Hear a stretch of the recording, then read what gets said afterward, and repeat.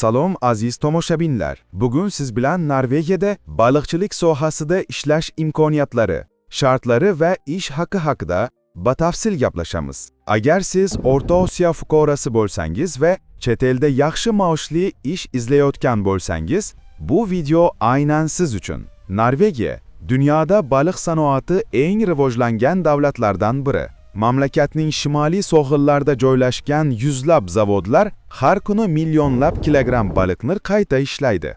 Ish jarayoni baliqni tozalash, qadoqlash, muzlatish va tashishga tayyorlashdan iborat. Bu turdagi ishlar odatda mavsumiy bo'ladi. Eng ko'p ish o'rinlari martdan oktyabrgacha bo'lgan davrda, ya'ni baliq ovlash mavsumida yaratiladi.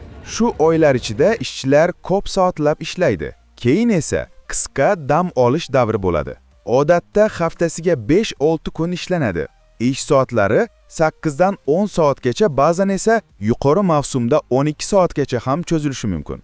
Mehnat haqi esa soatbay to'lanadi. Norvegiyada baliqchilik sohasida soatiga o'rtacha 216 norveg kroni, ya'ni taxminan 19-20 AQSh dollari to'lanadi. Agar siz haftasiga 40 soat ishlasangiz, bu oyiga 3200 dan 3400 dollargacha maosh degani. Ba'zi kompaniyalar qo'shimcha soatlar, kechki smena yoki sovuq sharoitlar uchun bonuslar ham beradi. Bu holda oylik daromad 4000 dollargacha chiqishi mumkin. Eng yaxshi tomoni, ko'p ish beruvchilar tajriba talab qilmaydi. Sizni joyida o'qitishadi. Ammo jismoniy kuch, sovuq iqlimga moslashish va intizom bu sohada muhim. Agar siz ingliz tilini bilsangiz, bu sizga katta ustunlik beradi. Lekin ko'p joylarda til talabi qat'iy emas. Norvegiyada ishlash uchun ishchi viza yoki mavsumiy ruxsatnoma kerak bo'ladi. Odatda bu ruxsat 6 oygacha beriladi. Ayrim hollarda uni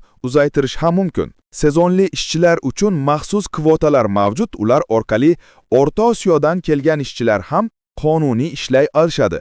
Ish joyini topish uchun siz Norvegiya mehnat portallari yoki baliqchilik kompaniyalari saytlaridan foydalanishingiz mumkin. Masalan, fin.no, jobnorge.no yoki lifeinnorway.net saytlari bu borada mashhur.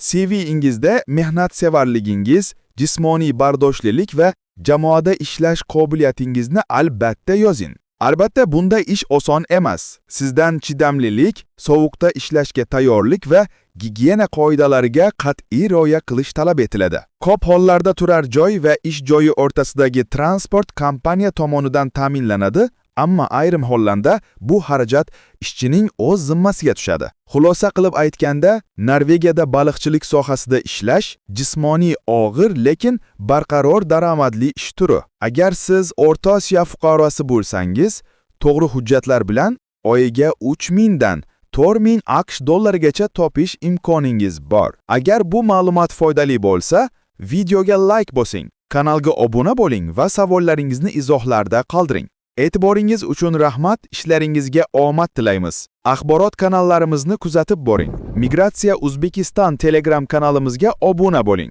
Qanday obuna bo'lishni bilmasangiz, kommentariyada plus belgisini qoldiring. Ko'rishguncha salomat bo'ling.